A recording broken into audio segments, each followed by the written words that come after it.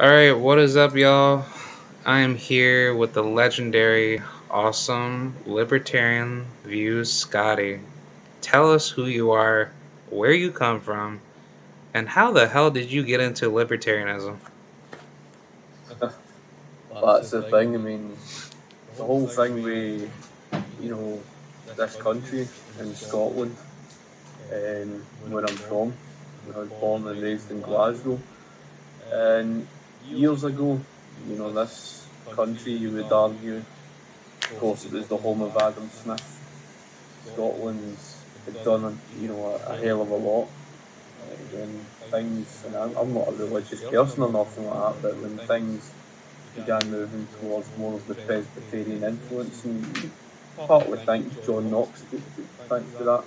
When the Scottish Enlightenment came around, at that time, I was obviously staunchly proud of my Scottish heritage and everything, not just for the battle history and all the rest of it, but the fact that Scotland was the world leader of medicine and education. The Scottish Enlightenment was, very influential, and two quotes that kind of emphasised that. It was one by Voltaire who said, you know, we look to Scotland for all our ideas of civilization.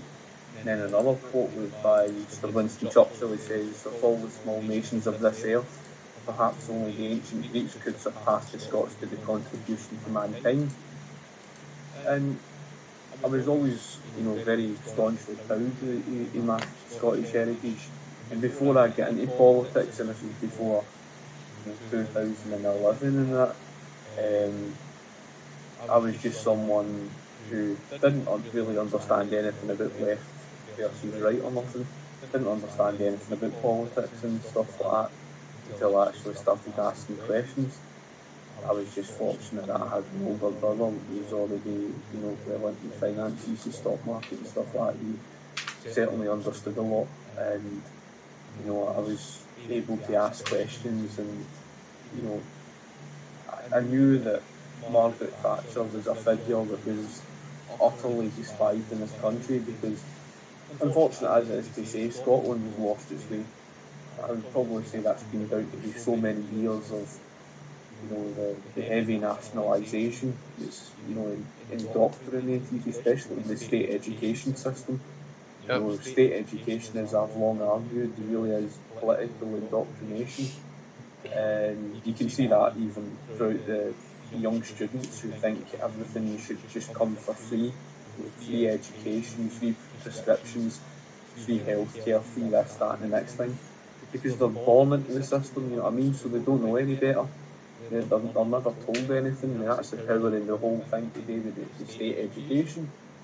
Um, and it just so happened to be, as you know, and it was very similar in the United States of America, and you certainly seen the issue where, moving on, you'd see, when Ronald Reagan would become president in the United States, and even here with Britain, there was a, slight similarities in certain regards, because I know in America there was a real danger, a threat of hitting a second Great Depression, but here in Britain, the heavy nationalisation, as you know, certainly had its impact, and we faced the shortage at the pump in 1974. Again, that's similar to the United States when they faced the shortage at the pump in 1978.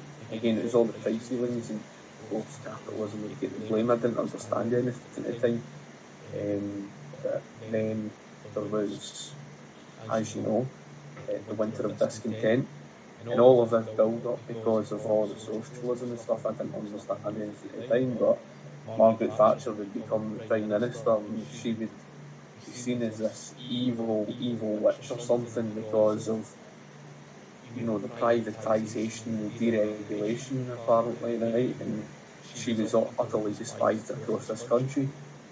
I suppose many of the conservative minded people probably were very, very quiet because she did have other support.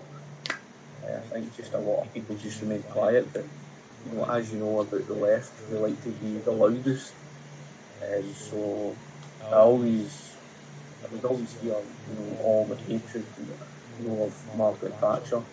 And although she wasn't perfect, she certainly spoke positive word, about things like capitalism and stuff like that. And when I began, you know, looking in the alternative and getting to understand that, at the end of the day, just because the majority, spout vile about her doesn't make them right.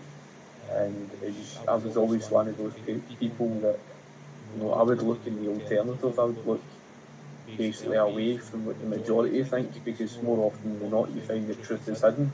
You know what I mean? So, although she was conservative, I just kind of thought to myself, well, from the research and everything, I was asking questions on things to do with socialism and that, and everything just kind of joined up together.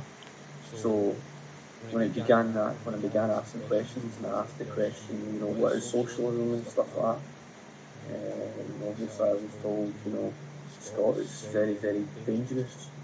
I think to myself, why is an ideology dangerous? Because you don't realise at the time that you don't know anything. It's not until you start asking these questions that I began, really taking interest, and especially one thing I did know was the constant blame that capitalism, free market would get for the cause of the Great Depression and stuff like that.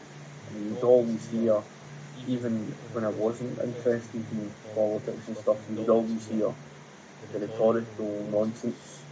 I didn't know it was nonsense at the time, but you'd always hear the stuff about the Industrial Revolution, the poor living conditions and all the rest of it. And it was always something that it was so spoken about so often.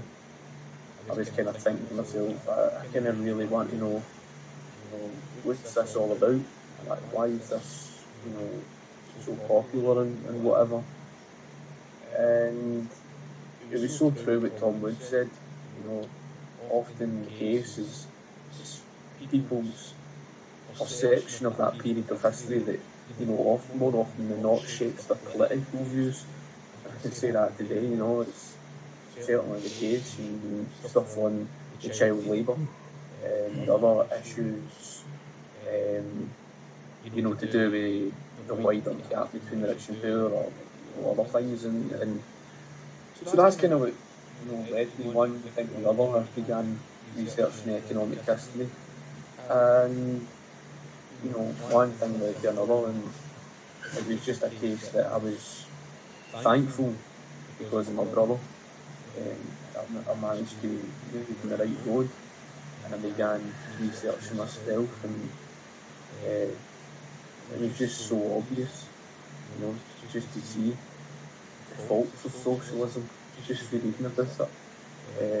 It literally does take an extreme level of denial for people to continue to support it.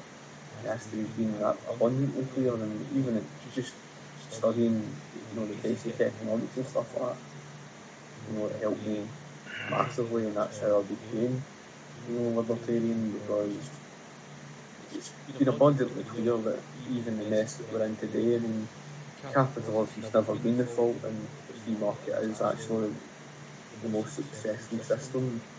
And unfortunately, it's something we live in the absence of, so that's kind of how I led in that road. But yeah, as I say, state education, I don't trust it as far as I could list it. Yeah, for real, because it seems that public education has always been the biggest core of keeping a government alive in its, illusion.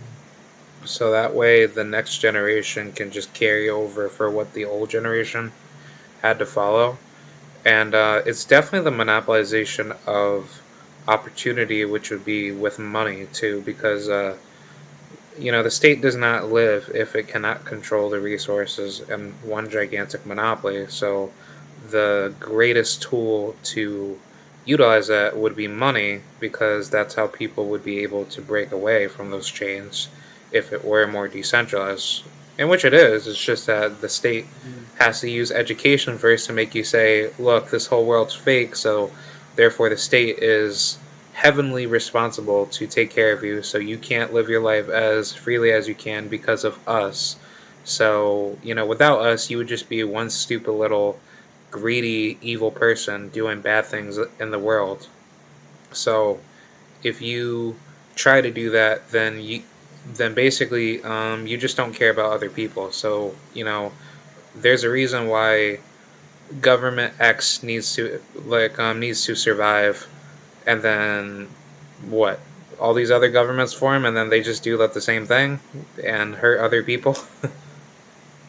It's true.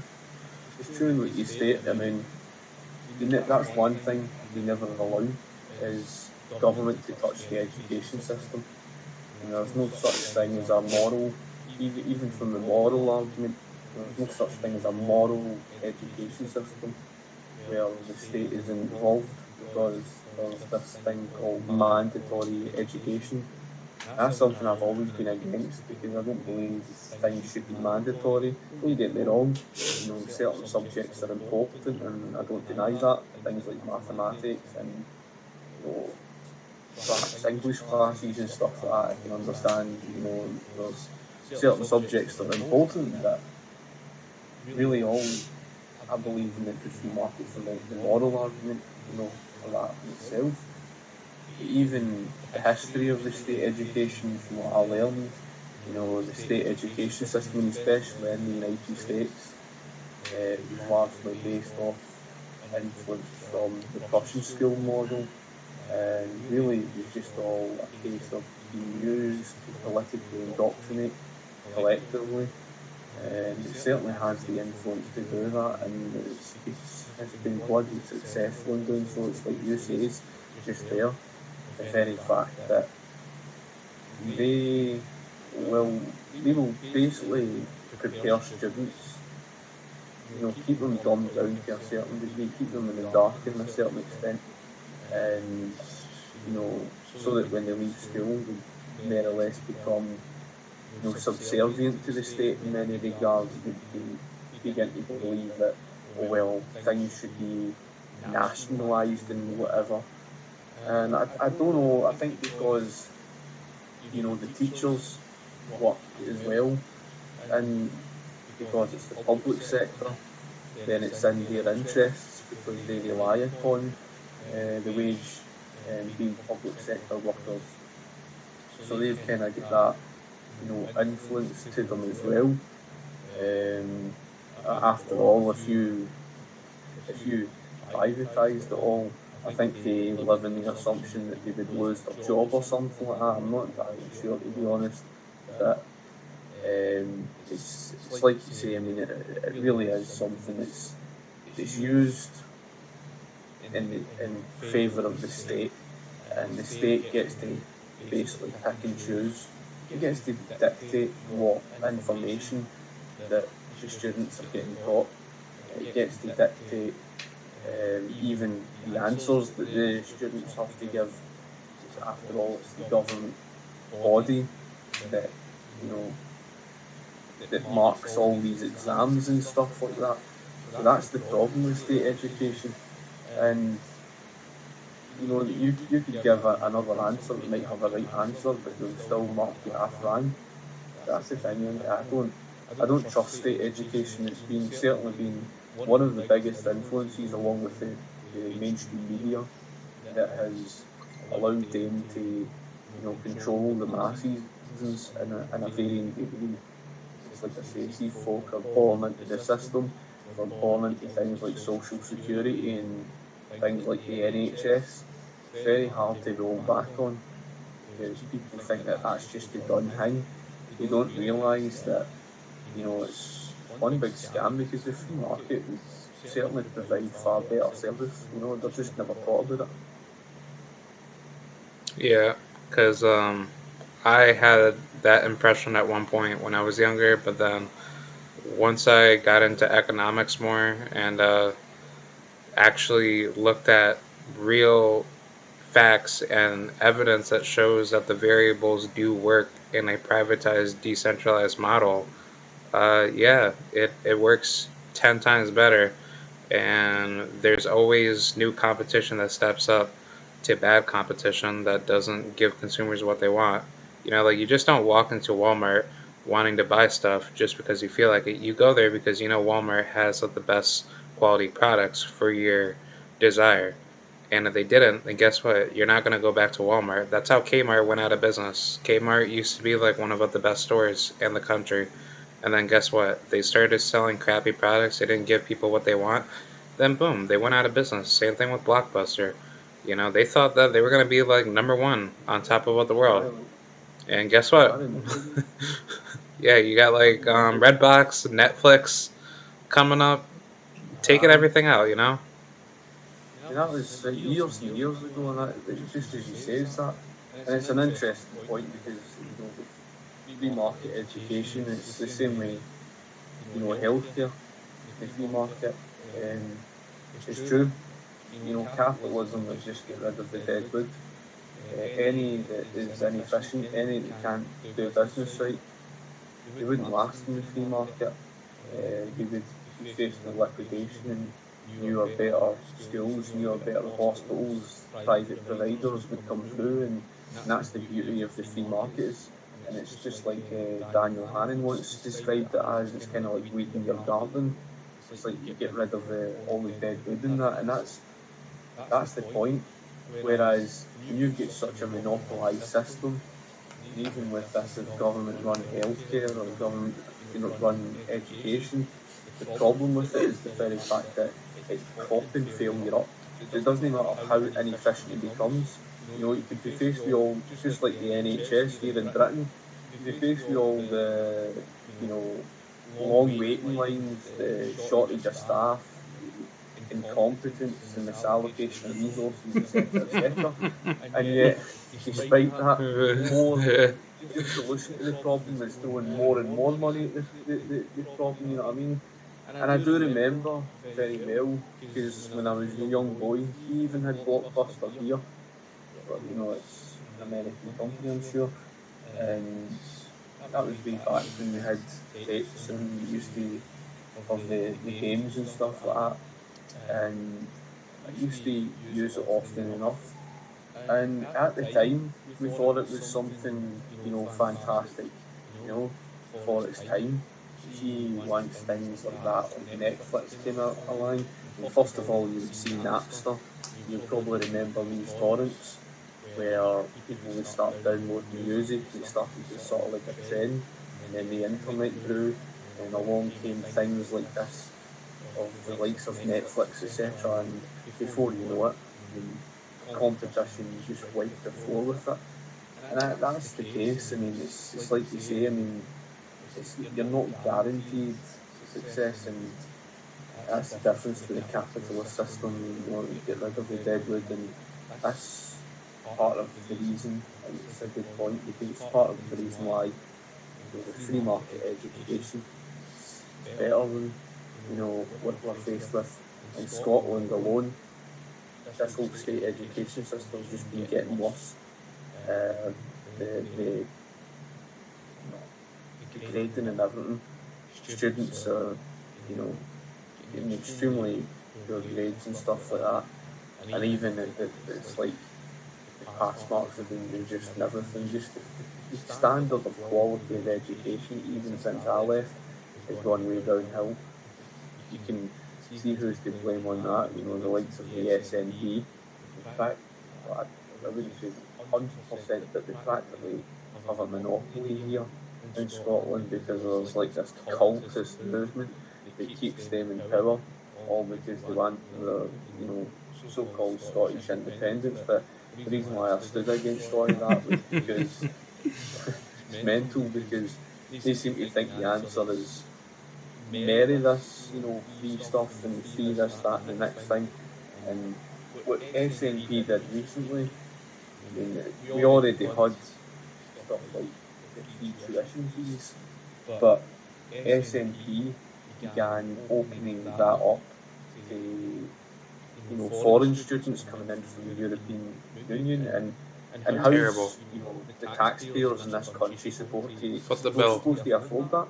You know what I Foot mean? the bill. And even because when I finished college, I did look at, a number of the universities just out of interest. Wasn't exactly going to do the course, but the photography courses, there was only 11 placements for each university. 11 placements. When you think about that, those placements have been cut back dramatically. And you know the reason why? Because it's compensating paying for the so-called free tuition, etc., and free education, all the rest of it. And many people now, I would imagine, who were born and raised here, they will be sacrificed. They'll end up losing the opportunity of education simply because others have been brought in elsewhere. And that's just it's typical socialist, they've no common sense, and that's kind of why, although there is some autonomy to some degree, but I'm kind of glad to a certain extent why Scotland's still part of the British Union. Although there's imperfections, with the current government of that, but still it's far better than that of the alternative, that's for sure. Yeah, honestly, I'd say secede and just like F the British. Like, for real. There is no reason to be with the king and the queen that keep enslaving you when you know that you're better off by being responsible for yourself and looking out for the people that you love and care about. But in regards to education, you want to know what happened here in New York with the lockdowns? The teachers that had not been able to go back to school and teach, they were still getting paid during quarantine and after. And the teachers are actually getting laid off at the same time too. So the government is still paying the teachers and having to lay off more teachers for the teachers that are getting paid to do absolutely nothing. And those teachers are like wanting to demand let the students to get back into schools, but I don't ever see that happening because the state's gonna do some really crazy stuff with forcing children to wear masks and like be in all these crazy cubicles. And I actually read up on a recent article that New York City schools are actually closing down because they don't even have what the money to fund most of what the schools. Oh, and actually, I live here in Albany, New York. I don't know if you've actually been out here, but in the tri-state region of the capital region, in places like Schenectady, they can't even fund let their damn schools too. So, so I say this is a good thing to show the true colors of what these state officials are doing, because they don't have a job. They're basically living off of your blood, sweat, and tears of your hard-earned money. That's at gunpoint, Yeah. and the government is illusion, or they're blinding people to this crazy religion of public schools to make people bow down to them forever, like as if anybody's not going to see what they're going to do, like behind closed doors. Like, I don't like to be lied to, but for what the state does at a 24/7 level to make people, like, religiously believe that if you don't send your kids to our schools, which is not their school, it's a prison. That's really what it is, because a school is supposed to be there to help you learn, to help you grow, to help you build yourself as a human being, and not strangle you like a prisoner to grow as a man or a woman. That is what school is supposed to be, not a prison camp where young children are being treated like scumbags, and where those kids usually end up being criminals by the time when they graduate because they don't have the right education. I mean, lack of opportunity as well. I could point out to schools out in Philadelphia where young black kids don't even have an opportunity because the education that they're being taught by the government is to divide them. All this Marxist BS, all this crazy nonsense of like, oh, black people didn't have this, black people didn't have that, and the white man devil is doing all these bad things to you. No, they ain't. Well, they ain't doing anything to you other than trying to live their lives. The government is doing it to you. And then guess what they say? Give us more money. Like, we need more funding, man. These teachers need better education for young black men. Like, dude, you guys are creating the problem because the government is indoctrinating your little children to be, scumbag thugs. I know. I mean, That's really what it is.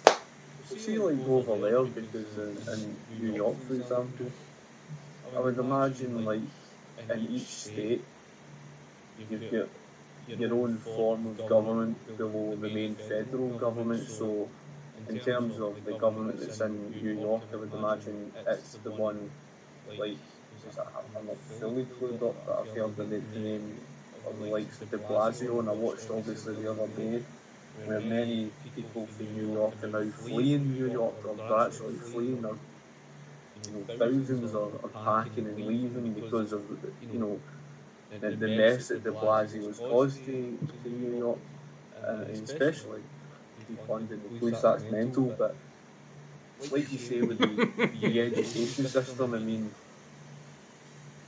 that is crazy when you mentioned about the fact that, okay, right, they give a certain amount of money. That would be different if those teachers were homeschooling, but as you say, getting paid, despite the fact many getting paid off and now schools they can't afford, and you could end up facing closure. And the place is in a right mess. I don't think I've fair far. I don't think I've ever seen a mess like that in my lifetime. I mean, I even heard about they can't even afford to clean the streets in terms of the rubbish that's just been left lying aside. They can't afford to collect it and just dump it to get it recycled and whatnot. And see, stuff as simple as that, it just illustrates the very serious problem that there is.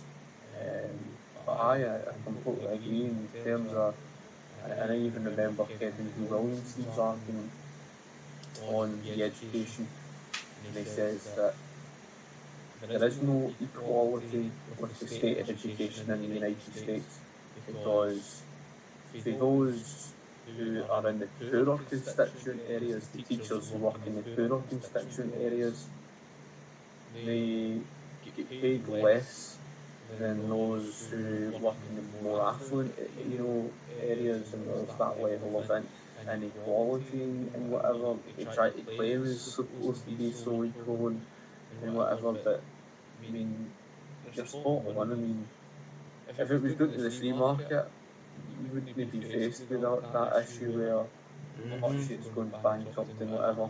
Plus the fact the cost of living, the cost of education would be nowhere near the same. Be And pennies. yeah, it's crazy. So it's mental to even think about. You know. Yeah, my mother, she used to be a teacher. Well, I mean, she is a teacher, but um, the amount of loans that she had to go through is absolutely insane. And I asked like my mom, how are you gonna get that taken out? And she told me that, well, if you work for the state for like any state function for at least 10 years in the state of New York, and I think maybe in other states, I don't know how that applies, but you could actually get your loans forgiven, and then all of your pensions will automatically go to you with no penalties and no, I guess, garnishments. So I just find Yeah. it really Marxist and very mentally retarded how these people that say, oh, well, these kids need better teachers and all this and whatnot. And it's like, how about you get rid of the state's interference in it? Because a lot of Mm. these teachers are absolutely garbage with the, excuse my French, with the shit that they are taught at Mm-hmm. colleges to teach children unethical behaviors when they're not even supposed to learn that. So you're giving children, unnecessary information that's going to turn them into a criminal anyway. And yet Yeah. you still say, "Oh, well, like the government should just like reform it, blah blah blah." No. Why can't the free market do it? Why can't a pure decentralized, unregulated privatized markets step in and say, hey, we have plenty of other schools that are ready to step in line to give your child the best education. And guess what? If you don't want to send your kid to a school, homeschooling should always be the number one option, because it's been scientifically shown that homeschooling actually brings a better cooperation with the child and their parents to develop a much stronger bond. So that way the child can grow better as an individual, and socially they end up making better friends, because at public schools, especially in the US, I don't know about other countries, which I'm pretty sure it's like the same thing, children end up being more being more defiant and being more divisive against each other. That's why bullying has been such a huge issue for like the past 100 years, because children have turned into absolutely just like mindless people, that they don't actually know how to socialize and actually, make good friends, because, they're stuck at school all day, and, that they have all that hyper energy built up inside of them. And a lot of those kids, especially with young boys, they like to get really emotional and start doing a lot of, impulsive things to other guys and girls too. Same thing, to I make mean, to be them, fair, yeah. to be fair on the issue with the behavioural issues that all these kids, and I mean, it's that's more to do with the whole issue to do with the welfare state. It destroyed the community spirit. It destroyed families. It created many single parented households and stuff like that. It created serious issues, and that's what's led to so many of those issues.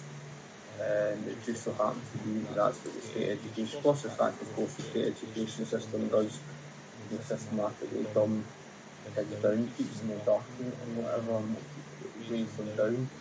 It, disincentivises it, demoralises and whatever. But I completely agree with what you're saying on that regard in terms of just everything. It's so sad, and it's all created because of this whole economic system. Like I say, it rewards failure and it punishes success, and since it's harder for students to even afford education, never let alone trying to pay it back, and they're faced with soaring debt. You need a recent response that just did there on second thought. You can see it's that typical mentality where they seem to think, oh well, it's somehow all the fault of capitalism, they've got the soaring private sector costs. Well, the reality is, it's been all down to the government's interference in that regard, you know. And like you say, you get far better quality, far cheaper as well, through having something like that of, the free market. And that's without shadow of a doubt, you'd certainly get far better through that of the free market. And but yeah, I mean, in terms of the misbehavioural stuff and that, all that comes from, sadly, unfortunately, the troubled households and their upbringing, and all of that's been created through this engineered system because of the lack of opportunity, the soaring private sector costs. It creates all this energy. It ends up creating, financial problems, like families break apart and everything like that. And like I say, it's the single parent households and stuff like that. It's not good. And all of that was created through socialism. You know, and they try to say that it's the fault of capitalism, and it really isn't. People are struggling to afford things because of the way things are. And it's quite scary because, when I went to college, right, a few years, about 4 years ago, I was in 3 years, in fact, about 2014, about 2017, I was studying photography, and one student, she couldn't understand that her father was or is a Marxist, and her perception was, what's wrong with all the printing of the currency? She's like nothing's happened in the past uh, century. Why is there a problem now? She's saying it like as if, oh well, we can just continue on doing it, and there's never going to be any problem at all. They don't have a clue about the issue. They don't have a clue about what that leads to in currency devaluation and how that makes them poorer, and what that means for their own future. And it reminds me, just as you a point you had made there on the loans, especially about your own mother in that regard, and other people, and as in your own mother's circumstance, she's forced into a position where she has to take loans. But then there's the argument where after a certain period of time they don't have to. It's that argument. Oh well, after a certain period of time you don't have to pay it back. And it's funny that because I remember there was one boy that was in my class and he had that exact attitude. He thought, oh well, I've got a loan, but don't worry about it because you won't have to pay it back. That's all right for them saying that, but they don't understand the implications. They don't understand the fact that that is then passed off onto the taxpayer of society as a whole. So there's compensation elsewhere in the economy to compensate for that damage, and they don't understand that. They think it's just a case you can continue on just printing, borrowing, and spending endlessly. And how evil of us to even think about cutting back. It really is crazy. But that honestly is the mentality. So it's sadly the case. Yeah, because what pisses me off about Marxists is that they really ignore economics and they like to focus a lot on theory and they just say Mm-hmm. F you to practice. And I think that's why so many of them get killed when they really are serious about forming their utopia. And then whenever, people like myself, as a ANCAP or free market anarchist, they get mad at people of their opposition that actually do better and they know that their ideas can work and then they want to send raids after them to say, oh, this guy needs to get killed, he needs to get hunted down, these people are a threat to our cause, blah blah blah. And it's like, you guys have never made any progress at all. You've never Mm-hmm. have been honest about the historical roots of, I guess, like, of libertarianism or anarchism, as Mm-hmm. they try to preach that out and act like, barbarians to say, well, we're the very first people in the world to, create, anarchism, blah, blah, blah. And I'm like, no, you're not. The very first person that called for a stateless order was Lao Tzu in ancient China. And even before him were actually Jewish people that were writing in Talmud in their philosophical days. But I mean, it wouldn't surprise me that, yeah, that the whole world has been pretty stateless. It's just that the problem is that the biggest gang has won, which would be like the state, that blinds people to think that you need to be a part of us. We need to Mm-hmm. all be coercively organized in such a violent manner.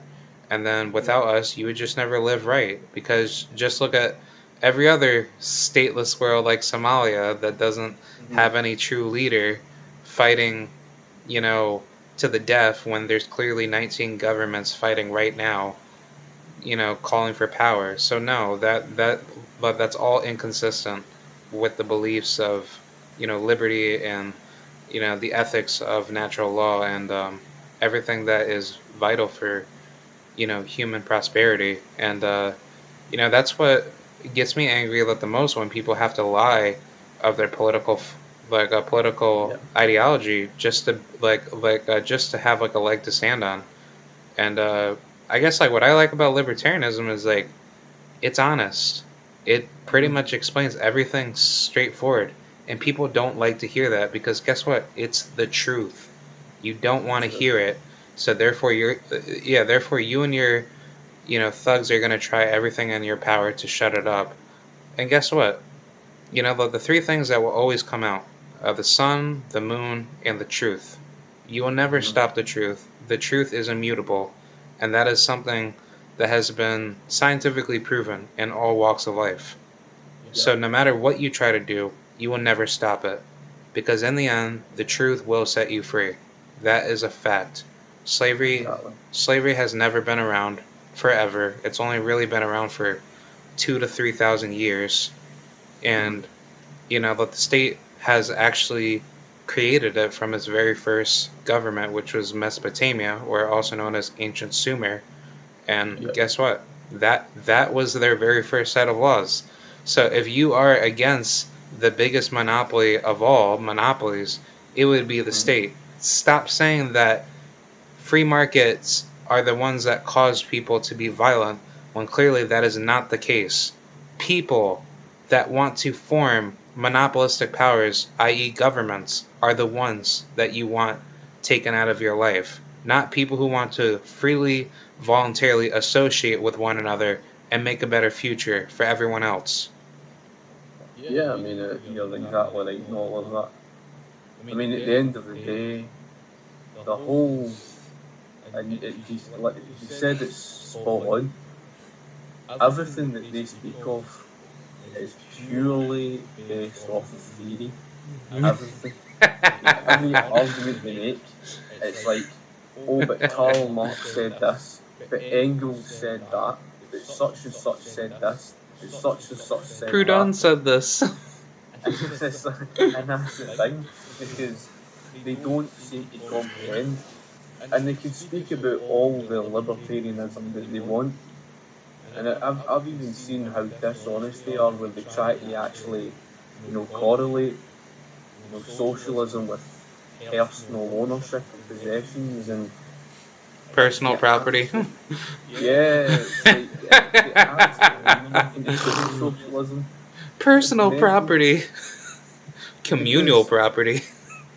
because as we know, I mean, communal ownership is the complete opposite in the entire meaning to everything of what is personal ownership, and they're all over the shop, and that's why they've got no credibility, and they can never properly define. Christian Yeniets, I don't know if I can pronounce his name right, but he's got one of those names. But as he noted in his book,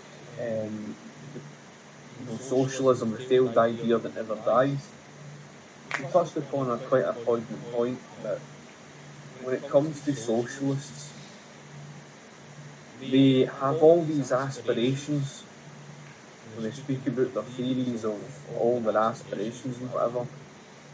But when you ask them how they're going to achieve their aspirations, they can't do it. They can never give you a clear answer of how they actually go about doing it.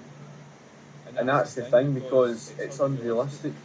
The entire ideology itself is so far removed from human nature, and even in his book, he did argue that the very reason for why it leads in totalitarianism is because you can't ignore the economic reality, and economics is not on their side.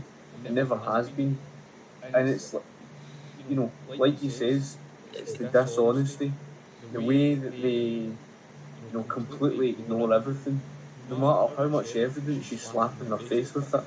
For example, you can, argue to blow in the face about, the history, and you can show so much of examples to back up such evidence.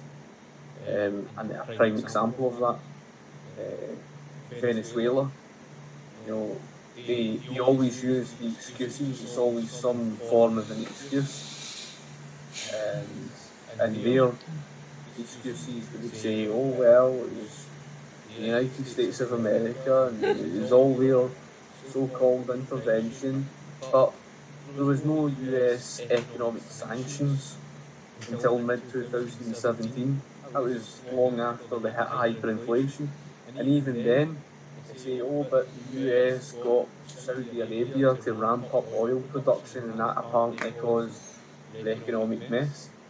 I'm sitting thinking to myself, seriously? So this is what they think caused the food shortage. But what contradicts them is that when the price of oil, when there became a drop in 1980, it lasted for about good 2 decades, and they were heavily dependent upon it. That's why they would drive into higher inflation, trying to get themselves at the nest.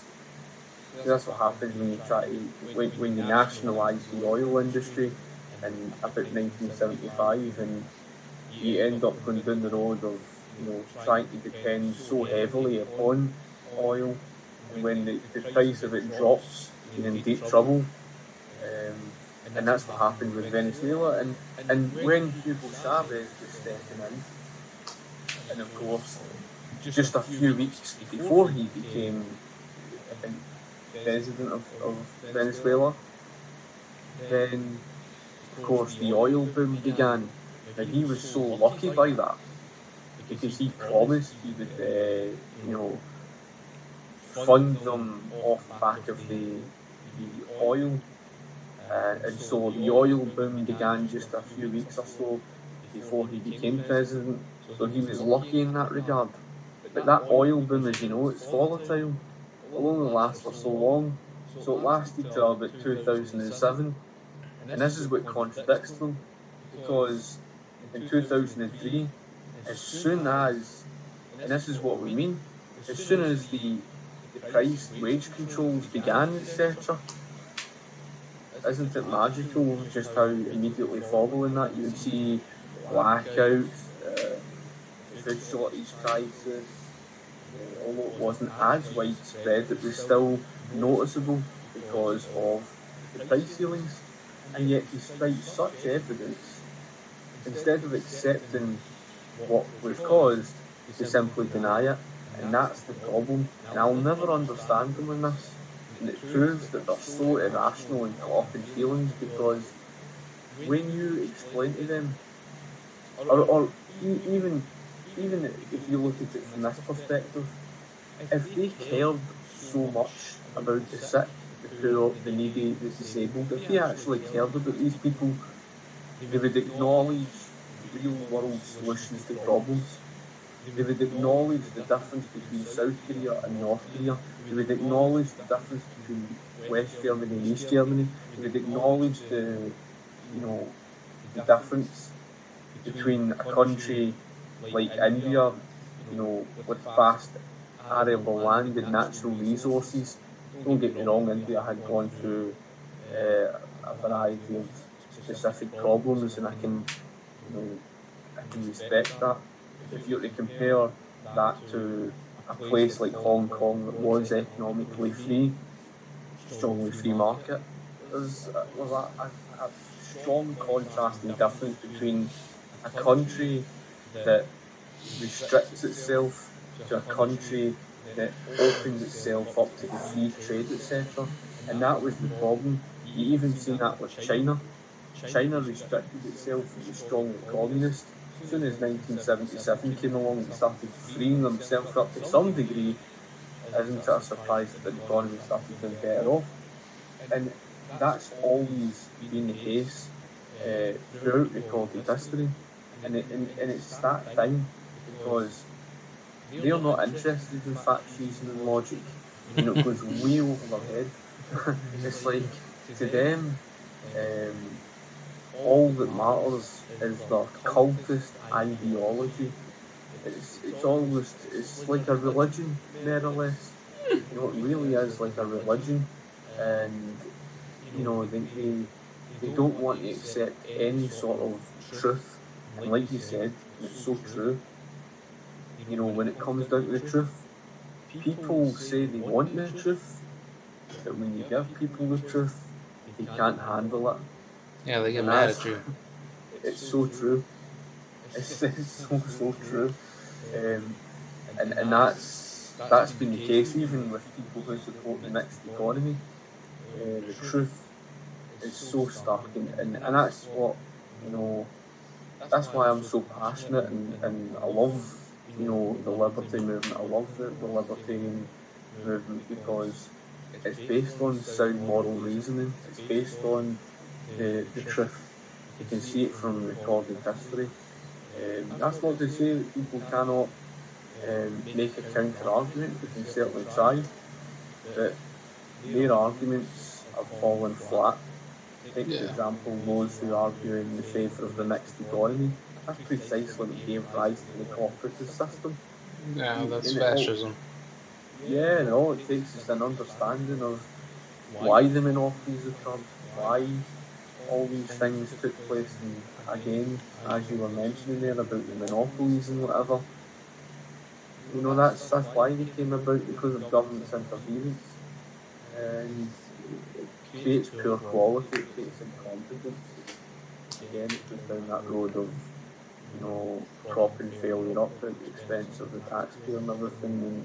And funny enough, like you said about the socialists going after certain companies, you'll probably remember when Uber first came around. Yep. They were strongly arguing to regulate the backside out of them because they knew that they were too efficient. There was even an article that said it, Did too an damn article well. that says, yeah, that Uber was far too efficient for its competition, so they need to regulate the backside out of them. I don't think they realise what they're stating. What they're subconsciously saying is they're saying that they want to keep a monopoly in the hands of the likes of the Max taxi cabs and stuff like that. You know what I mean? Yep. I was just It's about to say that. yeah, it's mental, and you're spot on with that. And that's unfortunate. It's one of these things that it's bred into them, and they're so caught up in emotions, and you can see that. Look at the social justice warriors, basically the socialists.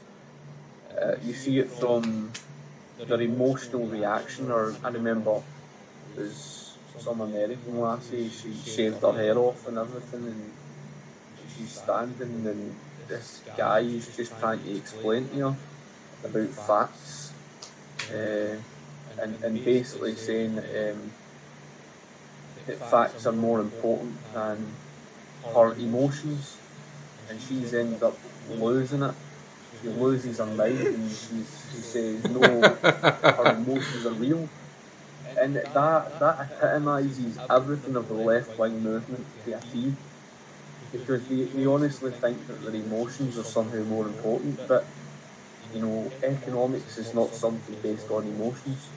It doesn't care about people's feelings. Cold There hearted are truth. consequences. Yep, severe consequences for their actions, and their actions result in a disastrous consequences of a great many. And it's so true. It really is. Yeah, I don't know if you know this other YouTuber by the name of Cal Molinay, but he's that white guy that that talks about I don't know. It's really hard to explain. He made videos out of his whole group that he created down in Richmond, Virginia. It's called Liberate RBA. Do you know that? I can't see a. I would need to actually look up his channel, even write it down on that, and I'll probably check out his channel and stuff like that. Yeah, because I had a interview with him a couple weeks back, basically saying the same thing what we were just talking about, and I told him that I almost became a communist when I was being so indoctrinated by like the left wing college model of like what I was Mm-hmm. going through school, because I went to a Mm-hmm. community college out in Troy.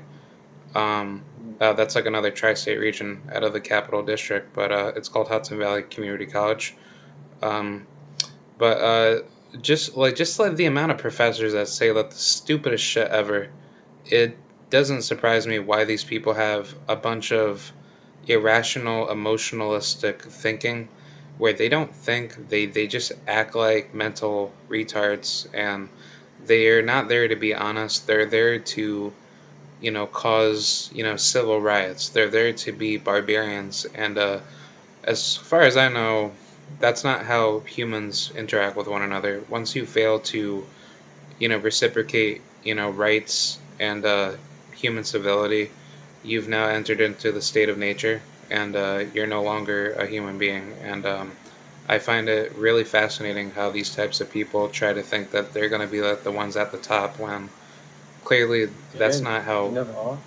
Yeah, that's not how humans grow. That's not how civilization grows. And it does not make you any better as a person to start screaming at people and trying to publicly shame them to create character assassinations in order for you to win your your ideas to other people. That just doesn't make you any better. It actually makes you like a bigger target at the end of the day. True, so true. And that's the thing, because I've even recently been watching a lot of these I came across, the guy that spoke about this in New York, in fact, and he was speaking about the walk away movement and so many people walking away. And I think I was surprised to see a number of videos going back even as far as 2 years ago, 2018 and that, but even in more recent videos, and a lot of people, saying they're walking away from the left and whatever, and how they have been voting Democrats for so many years. And that's the thing. I've long argued, I've said that the left can never win, because history's not on their side, economics isn't on their side. When they try, to push for their so-called revolution to their own way, nobody else is going to vote for them. They're complete and utter silly nonsense. So they're never really going to achieve it through the voting system, right? I mean, it is what it is. Not even here, right? And that's why they ended up in a mental breakdown. That's why they were going, try to pull down statues and all sorts. But what Yep. does that do?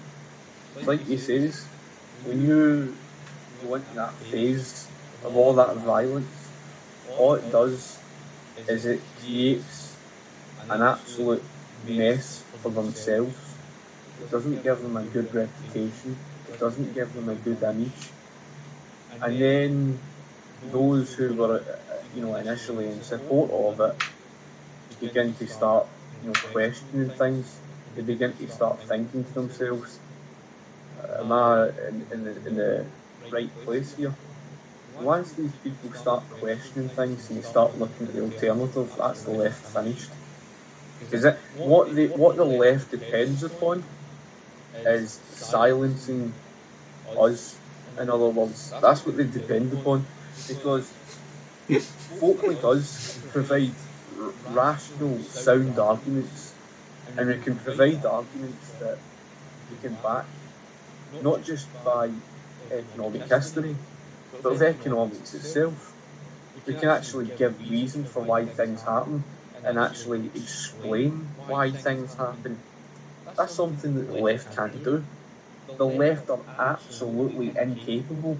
For example, we can actually give historical examples. Take, for example, the housing shortage. We can give the housing shortage in the United States in places like New York and San Francisco, and state about the fact that they laid down the rent controls. Yep. And we can actually explain why the rent controls caused that shortage crisis, and explain the results of what happened because of it. Yet as soon as the Second World War came to an end, isn't it magical that as soon as the rent controls were lifted, removed, Everything was better. eventually was gone, the shortage problem immediately disappeared? Private sector came in and took all that shit out. Exactly. And that's exactly what we mean, because we've got so much on our side that's so stark in evidence that there's nothing that they haven't got a leg to stand on to even defend their position. And even history itself has been pretty stark in contrast with that. Just laughable enough. I mean, even in Christian Unit's book, the socialism, the failed idea that never dies, his book isn't really explaining, oh, here's why socialism fails. He does explain, certain things, about how you need a strong political centralisation, don't get me wrong. But most of his book mostly covers all of these sort of quotes by the left, their mentality, and their mentality of denial, and that's what you get mostly from the book. And one of which was, of course, Noam Chomsky. And Noam Chomsky, when it came to when it came to Venezuela, at the time when Venezuela was being touted as this 21st century example of democratic socialism, and they proudly boasted about it and everything, and are saying of how it works and everything. The reality was, just like they did with Albania, like they did with the Soviet Union, they completely denied and they completely ignored the reality of the dictatorship, the reality of the food shortage, all those things. But they would say of how wonderfully democratic it was, and how this is an example to the rest of the world. That's what Noam Chomsky was pretty much, more or less, coming across and saying. But then, once it left the honeymoon phase, and it entered the denial phase, and the phase, the one where it gets so bad that they fall silent, and then they begin to reject and say, oh, that wasn't true socialism. Well, that's exactly what Noam Chomsky did. He completely contradicted himself years later and says, oh, that was never socialism, that was state capitalism. Oxymoron. Yeah, and that's the thing, because what is state capitalism? It's basically corporatism. Fascism. It's socialism, pretty much. It's basically socialism that strangled the private sector half to death, taking control over the economy. It's all the fault of socialism. Yeah, it's a command economy. That's really what it is. Precisely, and that's the thing with socialists. They've got that mentality. They just don't ever want to accept the truth, and that was the point I was getting at by saying, they complain about the poverty, they complain about the cost of living, they complain about homelessness, they complain about, things like Colonialism caused by evil, greedy capitalists. They complain about all of these things. All done by government. Exactly. And yet, when it comes to, real world solutions, they completely ignore facts, reason, and logic, which goes to prove, actions speak louder than words in this regard. They are not interested in the slightest of, improvement in my eyes. Really, it's all down to their ideology that they've got an emotional attachment to, and it's so dangerous because they completely reject, history. Just look at the fact that many of them are trying to deny the fact that the centralised agriculture caused the starvation. So in other words, they want to take us back to the period of the starving times. That's crazy. Yeah, I don't understand how you blame free markets as the leading cause of poverty and starvation when clearly the state is only able to get rid of those resources and make it seem like that business owners have the profitable interest to make people starve. Like, a good example of this would be like the tragedy of the commons, right? And I would even use, other political economies like Venezuela, because it seems like every communist retard doesn't even want to talk about that. And when I actually bring out the facts about Venezuela, the reason why people are starving and waiting in lines to get diapers and food is because of the state. It's not because of the damn business owners saying, oh, well, we're just going to make you starve and make you wait for your food and have your children's crap all over their diapers and just get dirty and get sick and die. No, I don't think any business owner would ever have the psychological insanity to think like that. But that's really how you think how business works. I'm sorry, but these people don't know how to run a damn business, and they sure as hell have no idea how a market consensus operates. Because I don't go to ShopRite to get crappy food. I go to ShopRite to get my damn food and make sure that it lasts. And the reason why the food is pricey is the same reason why the roads are shit. It's because of the state interfering with it. Because no other business would ever do that to you. Price Chopper wouldn't do that to you. Walmart wouldn't do that to you. No other business would because they want your money. So, what better way than to give people what they want and then you're going to get a lot of money? Because if businesses never had that in the first place, to have that incentive, then they wouldn't be businesses at all. They would just be basically corrupt organizations, i.e., pretty much of the state right now. That's They're the just thing. bad Like, it's actors. competition. Competition would force, those businesses, for example, the healthy, the eating places that sell the organic food and stuff like that, although organic food can be very expensive here. But that's because there's the absence of the competition. As soon as you bring in competition, it It goes forces, down. it forces the prices down and stuff, and the consumer benefits the most from it. That's something that's simply the truth of the matter. And it really is all down to government's problem. Government is the creator of much of the problems that we see today. And absolutely no question about it. That's certainly the case, and you can see that throughout much of the economy. Even the giant supermarkets here. The giant supermarkets here dominate the market, and they dominate simply because they've managed to create a collusion. But who's the fault of why that collusion formed? Government, government's interference, government's regulation. Yeah. And what's that collusion caused? That collusion has allowed the giant supermarkets not only to really dominate the market, but also to shaft and exploit the farmers.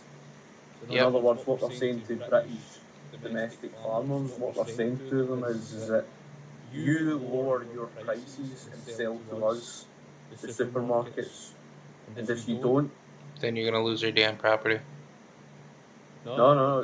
What they say to them is they say if you don't lower your prices and sell to us, we'll just go elsewhere and get the food. So in other words, we'll just import it from elsewhere.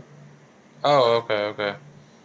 And that's and it forces the farmers into a position where they've got no choice but to sell lower than what they're producing, and they're exploiting them.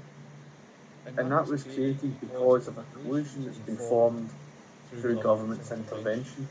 And that's why the giant supermarkets are getting away with that. It's typical.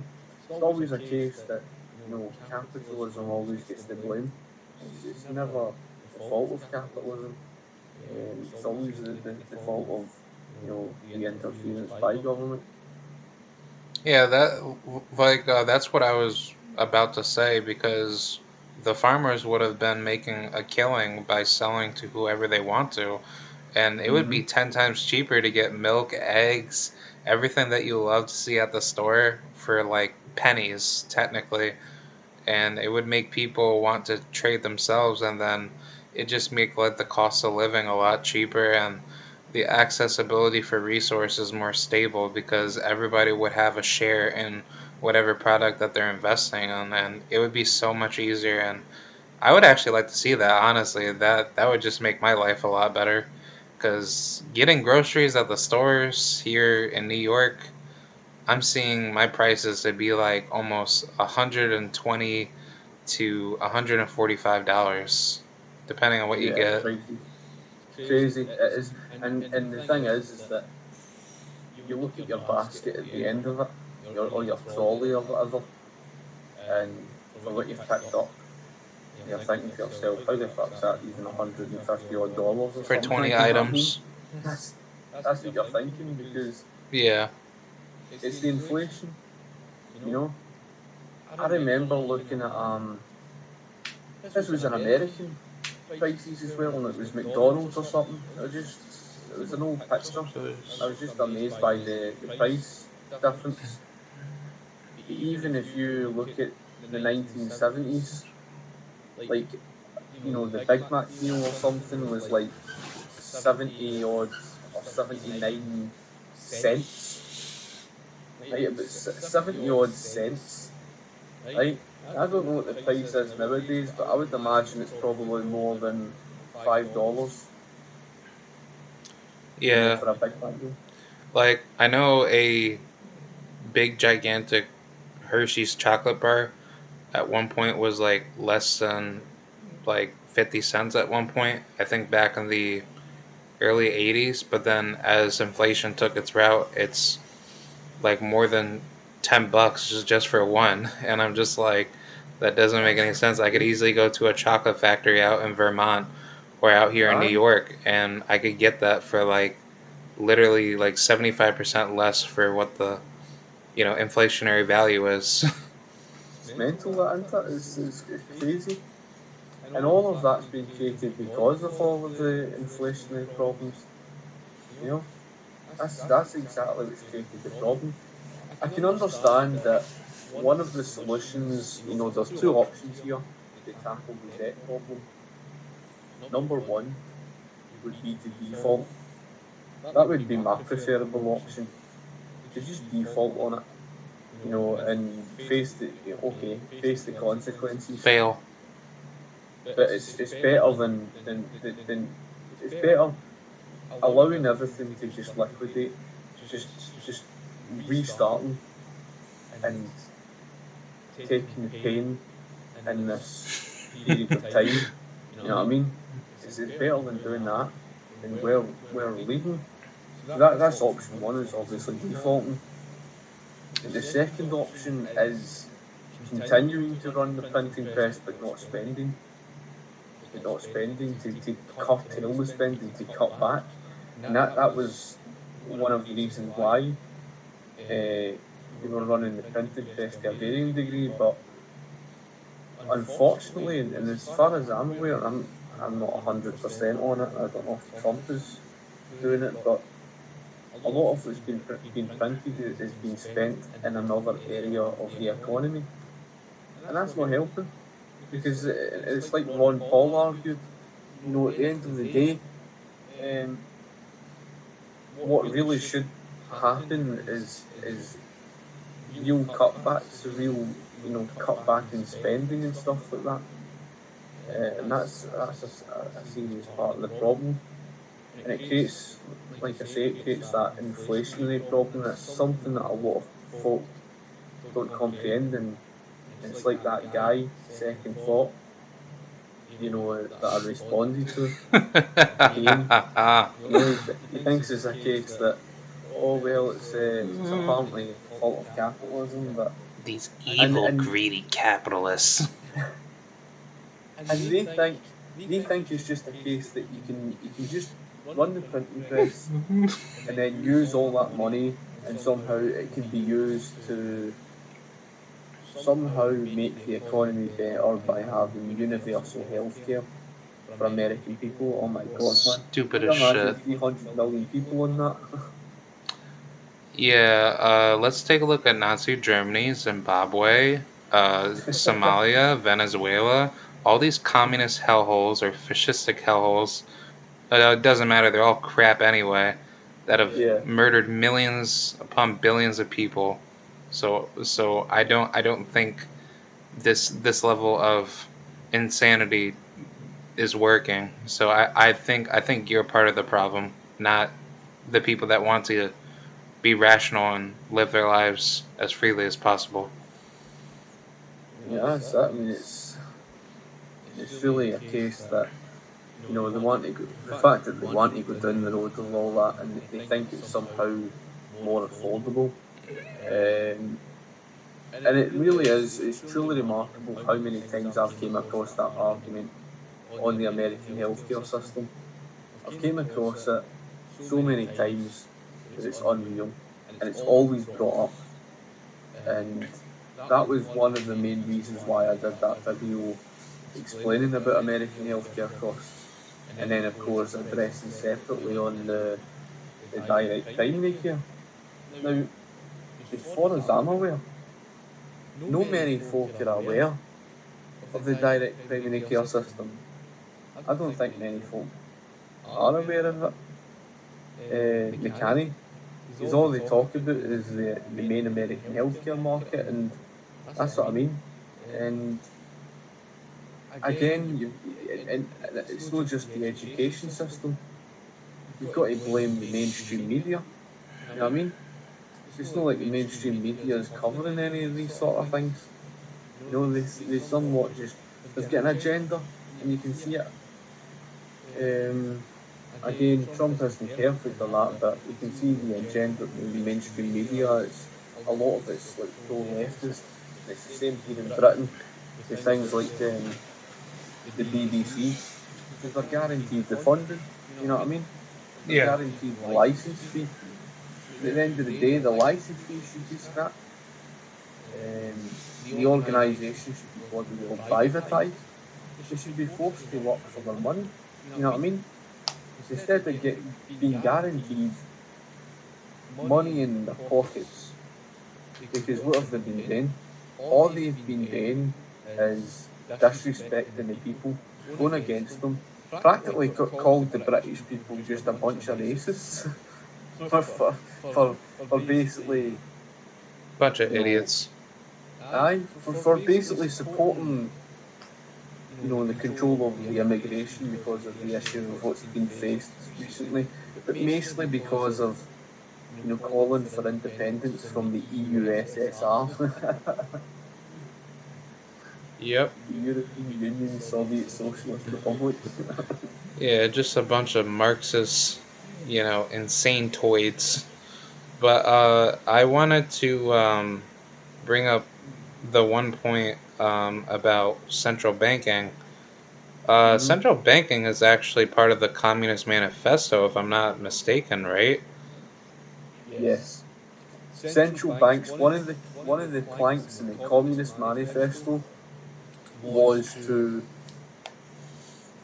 you know, nationalize and basically create an exclusive government monopoly over the central bank, to nationalize the central bank. And that's exactly, because if you look at between, you know, post World War Two, you know, and of course, round about World War Two, you're supposed to, you know, heavily nationalise, okay, heavily nationalise for a temporary wartime period, and that's supposed to be it, right? Okay, you can reason to a certain extent with that. However, it was supposed to be temporary, Temporary. much like the same argument with Keynesianism. It's supposed to be temporary. But the reality was, it became something permanent. And the whole issue was the fact that, you know, in that time period, and I've looked through the Communist Manifesto planks, and if you were to look at Britain, here in Scotland, I'm not sure about the rest of Britain at that time, but we've more or less always had that kind of state education system. So free education was one of them. That's one of the Communist Manifesto planks. Yep. Another was the heavy progressive income tax, so they ticked that off. High taxes. They nationalised, and you could, although they say the abolishment of the private sector, well, if you No. were to look at it, the size of the private sector was so minute. It was the most heavily nationalised economy outside the communist world. So they practically ticked that off. That's three of them already, three planks, right? Another one was the nationalisation of transportation. I think it was telecommunication as well. Yep. For phone lines and uh, news media broadcasting. Aye, so and that was four of the planks, and that's just going by those alone. And then, of course, the one you mentioned about creating an exclusive monopoly in the hands of government, and that was the nationalisation of the Bank of England in 1962. Through the Rockefellers and the Rothschild banking elite, through Amschel Rothschild and then his family before that, leading into, I'd say, just like the Jewish, family structure, honestly. But it wouldn't Yeah, surprise me if it actually went global. yeah, and that's the thing, because it's it's mental, because there must have been about 5 to about 7 of the Communist Manifesto planks ticked off. There's probably a few others there that I just haven't thought of. And the amount they Britain was pretty much on the road towards communism. And Arthur Scargill of the Labour Party, he had close ties with the Soviet Union. That was always their agenda. Even you go back to the Fabian Society, the Fabian Socialists with George Bernard Shaw. Yep. Well, as he said in his own words, socialism is the same as communism, only better English or whatever, somewhat along that line, because he understood the fact that, if you called it communism, maybe they would never accept it. But if you feed them gradualism through socialism, and that's why through the name of so-called democratic socialism, you would pretty much see exactly that whole thing, because we were gradually moving that direction. And the amount of hate Thatcher got.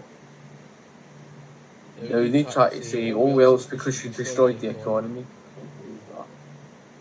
I don't believe that for a second. No. The real reason they hated her is because she stuck the boot right in the teeth of the communists. She fucking did. She tried fighting the state She by using the literally, state, so people hated her for trying to fight the state. Honestly, yeah, honestly, she's just like another version of Ron Paul, but just in a female version. yeah.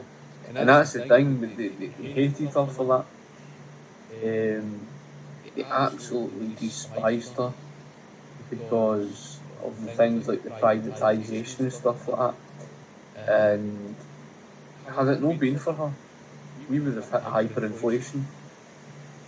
There was an ultimatum. It was either hold on to the British oil industry and face hyperinflation, or sell it off and save us from hyperinflation. So she couldn't win. She couldn't win with these people. No matter what she did, they would have been pissed and moaned about her, at her for those things. And that's the case. Just like I said earlier on, it's unfortunate. So many people are indoctrinated because of the state education system. But like you said, with the Communist Manifesto planks, many of them, we saw under the prolonged testing of democratic socialism. And as Thatcher says, it was a miserable failure in every regard, in every respect. In 1970, like I said, 1973, 74, we would face the shortage at the pump. But what do they think caused that? Well, inflation was soaring out of control. All So caused by again, government. as socialists always do, as they always do, Being psychos. they try to fix the problem by trying to artificially drive the price down. And then they go Price to the controls. cities. Aye, that's it. The price controls, the price ceilings, and when they set down the price cap, it creates that problem. And by 1974, we became known as the sick man of Europe. We were trailing miles behind the rest of Europe. We're just an average stuff, but despite all that evidence, the mountains of rubbish and all the blackouts through the winter of discontent, etc., despite all of that, they live in denial, because it really is a religion to them. But like I said, um, and going back to the point earlier on the whole thing to do with all these walkaway videos, that's why the left eventually crumbles, because eventually people, give in. Eventually people start to fall away because the left gets more and more crazy as it goes. Their ideas get more and more crazy, and many of them end up in a state of depression.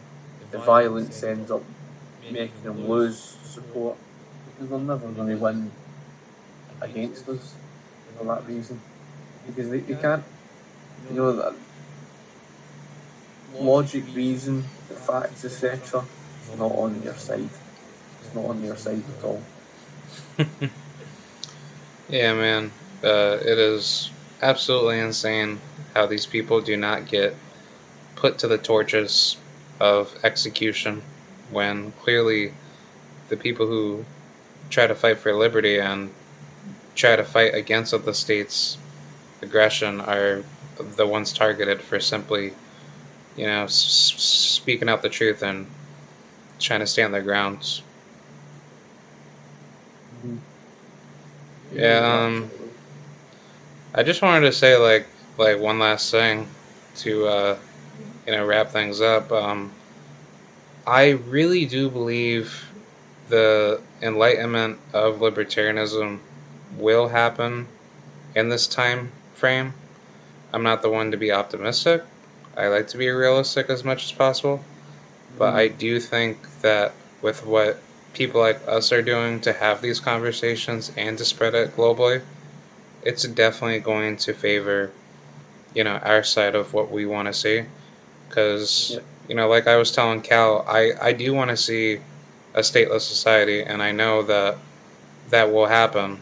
But, like anything else in human civilizations, you have to gradually break it down and see, where the good, but I guess what the good parts and the bad parts are, and take out the bad parts and, empower the good parts. And, it's not like that the state has been around ever since humans existed. Like humanity's been around for 200,000 years, and I believe the state has been around for at least like 5,518 years, according to Kaysen calculator dating to 3500 BC. But I think Mesopotamia or Sumer started in 2334 BC. I could be wrong, but either or, it's not been around forever. So the state is basically a mental, belief system as it shows itself to be, to put people into this mind trap set of thinking to say that I can't be responsible, I can't do my life the way I want to. I need to have somebody coercively tell me what to do, like as if I'm a retarded child and I can't have anything but permission slips in order for me to feel safe in my little bubble until I'm actually put to the death camps by my very own authority that claims to say that they're protecting me. And that's the thing. I mean, I completely agree. And at the end of the day, I mean, I think that at the very least, things will move more and more towards free market. And it's like I've mentioned about the current state of affairs with social media and the big tech companies and stuff like that. There's only so much people will take. That's why more and more and more people had been flocking to the likes of, and even questioning, but more and more had been looking to things like BitChute, for example, as alternative media to that of the likes of YouTube, because there's only so much people will take in terms of being controlled in many regards, because people have been noticing getting shadow banned and whatever. But I agree, I mean, in terms of these conversations and stuff like that, and getting information out to people, that's how many people, waking up. I mean, I've been very, very fortunate, very thankful as well, because from my own videos over the years, I've had many, many people, say to me, they learned because of my videos. And I obviously have my influence where I learn from the likes of, all the economists and stuff like that. So it's nice to know that people even coming across my own channel, learn and certainly take their path and whatever. Um, and that for me is always a good thing. But as I say, I mean, I completely agree. I mean, in terms of getting the word out to people, and I do believe that, like I say, I mean, social media in the current time, just look at how one wrong move by Twitter Yeah. ended up creating something. That's it. Those It's like, capitalists need to be murdered. aye, Cancelled. one wrong move by Twitter, and there you go. You saw the creation or a large spike in support of members moving across to Parler, which is like a platform similar in many regards, only it's decentralised. And like we had that discussion before, I mean, with social media, I do believe more and more folk will, and you'll see improvement in sites like that of, BitChute and stuff like that. I think it's only a matter of time. Although at the current time, the likes of YouTube might seem like it's got a bit of a monopoly in the market, but people will look for alternatives when they feel they're being controlled and dictated to over such information. And I think that's something you will see more of, you know. Wise words coming from the OG himself. Yeah, the market will respond when bad actors start doing bad things. And I was actually kind of happy that I actually ran into that because that was actually coming from Cal's Facebook page of Liberate RVA, and I wanted to share that with you. That somebody posted, and I was like, dude, I cannot wait till Twitter is completely done. Just like MySpace, just same different principles. Yeah, it's a matter of time. Like you say, I mean, the way it's going and its leadership and stuff like that, it would have to buck its ideas up. But the ones who rule it, they're not fit for purpose, and because you can see they're very much against free market, they're very much against capitalism. You know, they absolutely, despise people having their own free thought. Um, you can even see that through the big tech companies, and like I said before, I mean, as even the owner, John, I can't remember Jack his full Dorsey. name. Jack Dorsey, that's the CEO of Twitter. Yeah, the one who owns and runs the parlour, however, I think it's John Nates or whatever his name is, Yeah. as he was addressing the very point in terms of even to get the application to compete on Apple, it becomes a problem in of itself, because there's certain restrictions and stuff like that that make it difficult for new upstarts and whatever. But also, as he mentioned, it's like at the current time, Google owns about 90% of the searches, and what Google's like. It's been controlling in many regards in terms of what people see, and that's not the way things should be. Yeah, there's a lot of government involvement in the tech industry, and I think that's what's going to cause a lot of decentralized black markets to eliminate that because it's pretty much not the same thing what I see in the gaming industry where gaming businesses are doing the same exact thing by trying to use up the state to price control what certain games that need to be sold at a higher price, and then for older games that want to, be out there in the market, it can't be out there because of the state restricts, competitors to get those, copies and files to be restricted from other, competitors or producers to sell those items to other people. So that just enables a wide, underground black market online where people just, get those files together, put it in some form of a database where people can torrent it or get it, and that just creates a new counterculture to, let the white market monopoly. Yeah, absolutely. I mean, it's very much similar, and it's like that recent one. This is just based on social media. In terms of video platform, that it's very much like the way video is going as well. That library, LBRY, Yep. that platform does pretty much very similar in that regard with regards to kind of the way a torrent does. The way you share files and stuff, you can get access to all the stuff. It doesn't surprise me that the black market would come around just because it's a reaction against what government interference causes. When there's a high demand for something, people are going to do that. So there'll always be a way around that.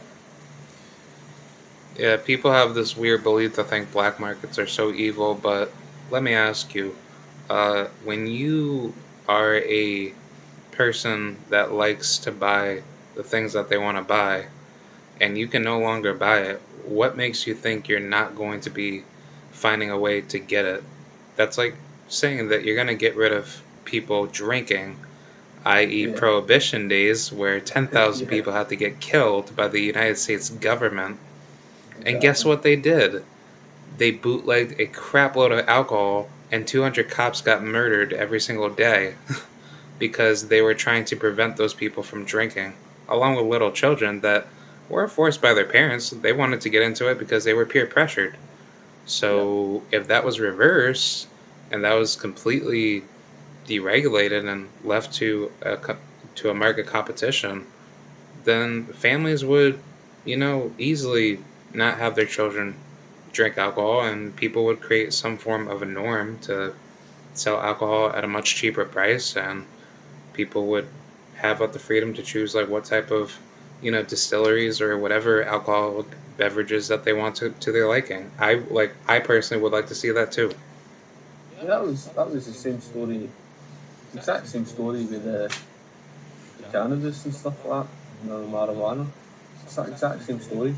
I mean, as soon as they legalised it, people were actually smoking it less. Yeah, and when it was illegal, everybody was smoking it more. But when it was completely decriminalized, where nobody didn't have any criminal intention behind it, and the state wasn't looking into it, everybody was using it for a wide range of things. Like at one point, correct me if I'm wrong, but I believe in America and Britain, cannabis was used as a form of currency, like the hemp and all that crap, where people were selling it to build ships for like the roping and the other components for it, and that was being backed with the fiat money at the Mm-hmm. time through central banks. But it was actually more profitable when you traded it with gold and silver, or like rhodium or platinum, right? Mm-hmm. So why can't that be a thing now? I would actually like to see how that would work because I don't want to be like restricted to just trade in dollars and Yeah. like crappy government fiat central bank coins and whatnot. I want Mm-hmm. to have the freedom to do whatever the hell I want with my money, you know. And Yeah, it's something that's it's certainly it's always good. It's something that in terms of hemp it does grow really really fast and stuff like that. Um, Main good thing about it in terms of its usage is the fact that you're able to create so much from it. You know what I mean? And that's what makes it so valuable. You know what I mean? Um, and that again, that's one of those things that whenever there's something valuable that can, potentially save people in terms of greatly reducing their costs. For example, creating paper, right? Dramatically reducing the cost of creating things like paper and that. Um, you imagine like being able to use that in the free market and being able to reduce, the cost of so many things. I think it's even used for oil and stuff like that, like you said about wood and whatever. But that's what I mean. Although there is different types of wood and stuff, so it's not that simple. But even still, it's the fact that it's got so much usage, it would reduce so many people's cost of living, and this is what I mean in terms of government. Government ends up seeing this being a problem to them, a threat to them. So what government does is steps in, it forces prices up, and basically enslaves the people to it. If they Gotta don't create like to see things monopolies in done. order to stay as one. Yeah, I mean, they did that to the guy who created the invention of having cars driving in water. Oh Driving through. yeah, I actually heard about that, but that was shunned by like the media. I was actually just about to think about that, but that dude, that would be so dope. Like having to like travel underwater and seeing all of what the sea animals have to be, designed in a way so that way it doesn't get destroyed or eaten by some animal. But that'd be so dope. That'd be like some Ratchet and Clank type of shit in a video game. Another one was the mention about the guy. There was a guy who managed to find a way that instead of filling your car with petrol, you're Yeah, able to fill petroleum. it with water itself. That the engine can run using water. That's It awesome. was a guy, and the guy managed to innovate such a way to find a way to get cars to do that.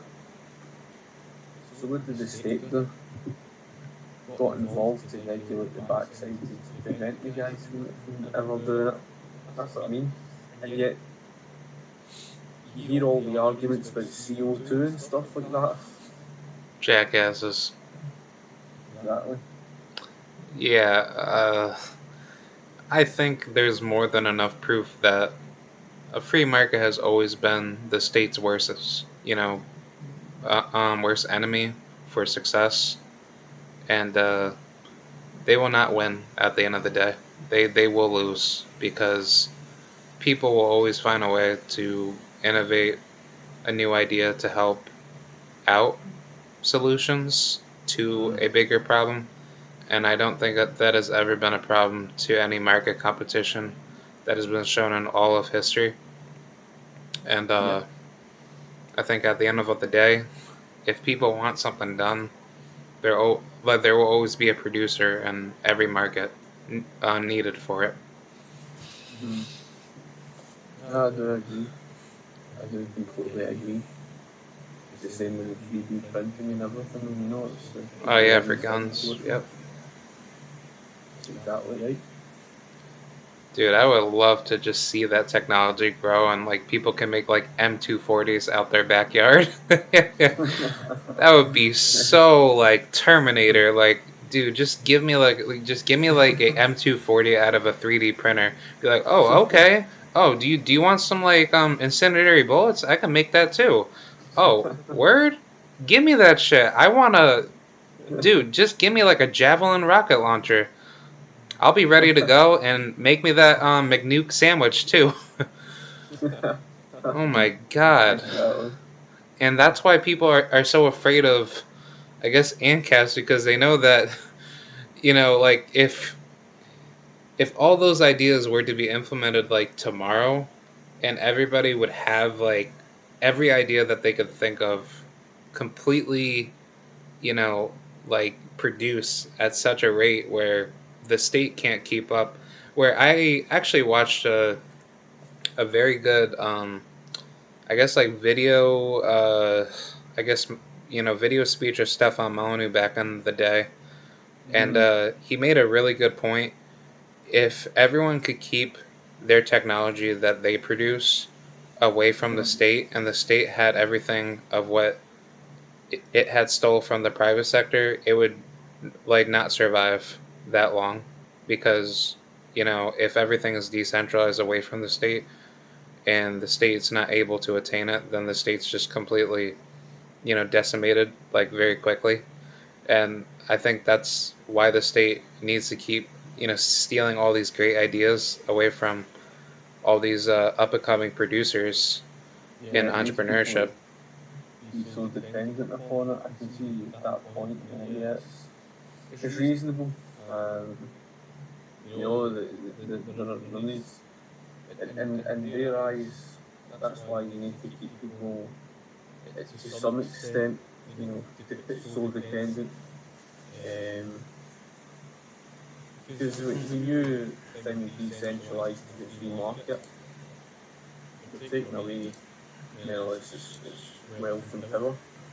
You know, a lot of those that are cronies or the socialists, etc. That's not what they want. They don't want uh, they don't want freedom to thrive. They want people to be subservient and just keep asking dumb questions to to have their freedoms taken away more by the state.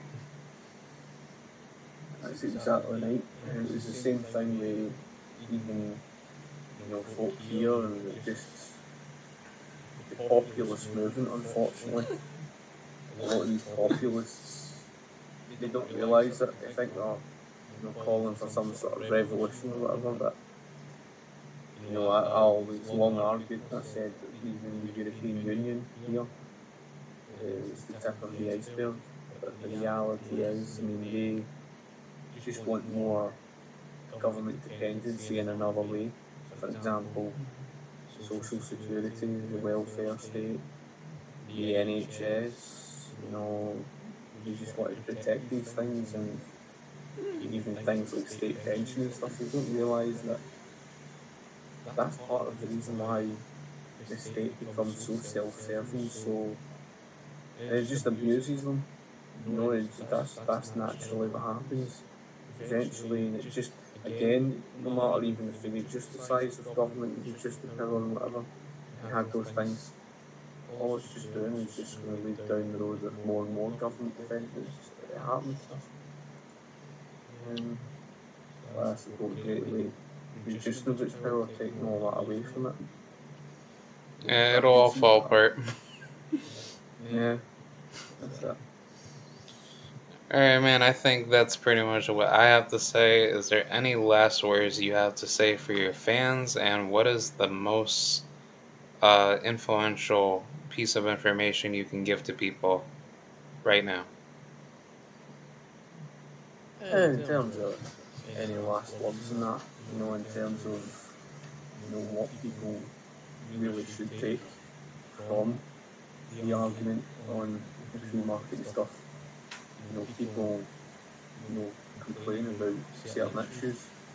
I'm never going to give them information that's otherworldly that just doesn't exist. I'm not going to give them information that, you know, in a sense, it's not achievable. I'm not going to say to them of a world of perfection because that will never exist. Because there will always be, to some extent, some level of corruption or exploitation, for example. But it's the free market, it's capitalism, you know, and this system is not capitalism, but under a capitalist system, a free market, greatly reduces, all of, those problems, dramatically reduces those problems, and it eliminates the things like the monopolies, etc.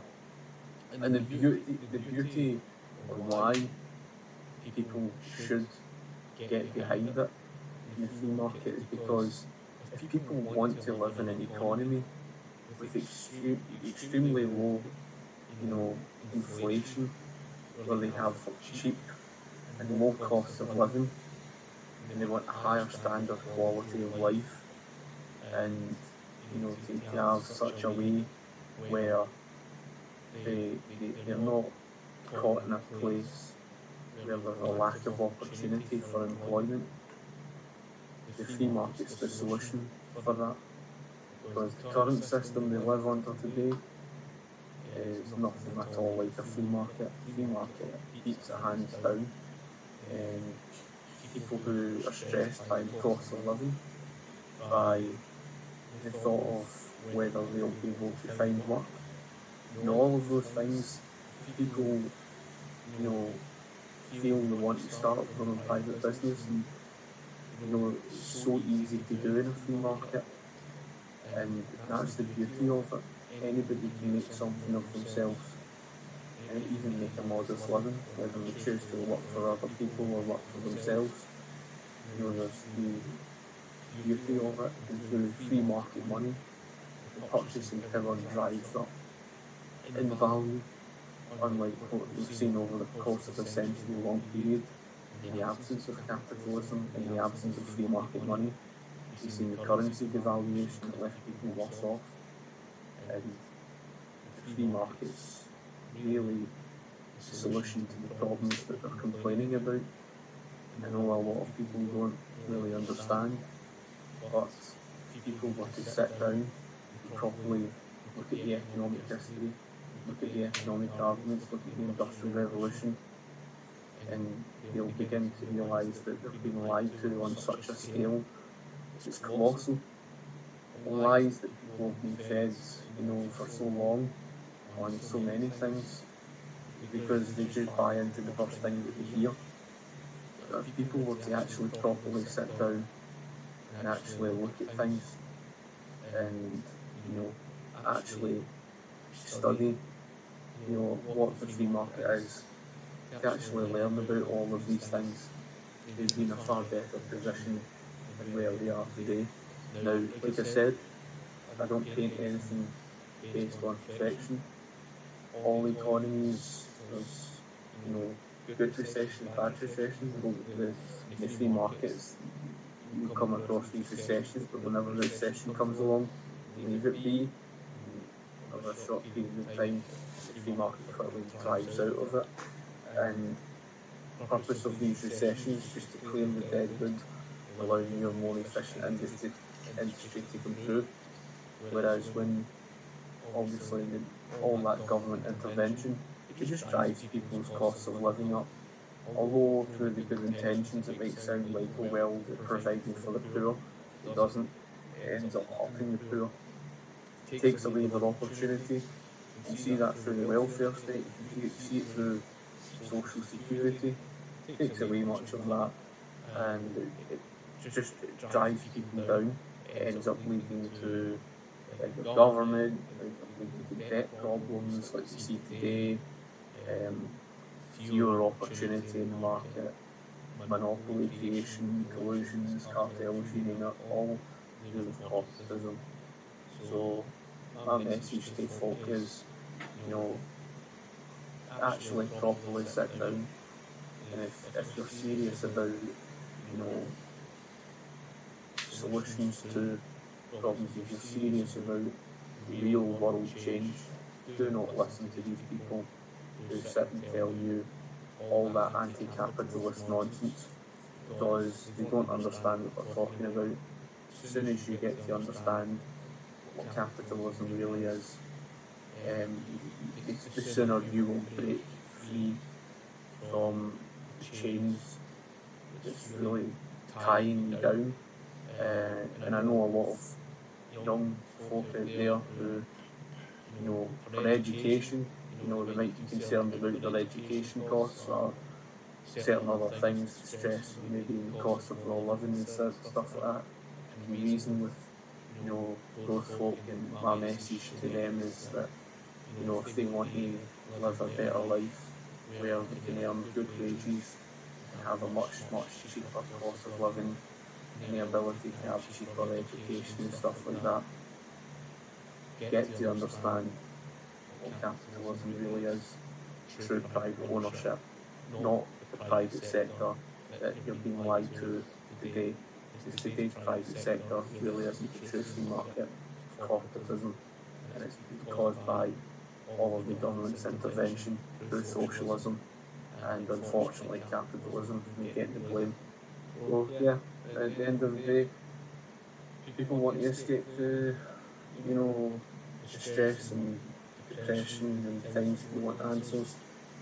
There's plenty of that information, and they can obviously find even, you know, my channel through, Libertarian views, Scotty and stuff like that. But yeah, I mean, and it's like I said, I mean, you'll certainly be in a better place, and you won't feel in a position. And even for those who are considering walking away, like there's so many people, who have been posting those videos. Take my advice. You'll be a far happier person, knowing and getting to understand the truth rather than being fed a load of nonsense. Today's system is not justifiable. I can reason in that regard, but it was never caused by capitalism. So yeah, that's my last words on that. Wow, spoken like a true champion of liberty. Jesus Christ. Oh, well, that is pretty much it. I appreciate it, my brother. Um, like we definitely got to get this going like again. But I really appreciate the time that you have taken out of your day to have this interview, and I hope everything's well out in crazy old Scotland, and Yeah. I really hope everything can be better, because I think that's the number one thing that needs to be resolved. People need to walk away from statism, not conform with authoritarianism. So yeah, that's Yep. it. Yep. All right, I will see you later, and until we meet again. Yep. Definitely, man. I appreciate it very much, man. Righty. Cheers. Cheers.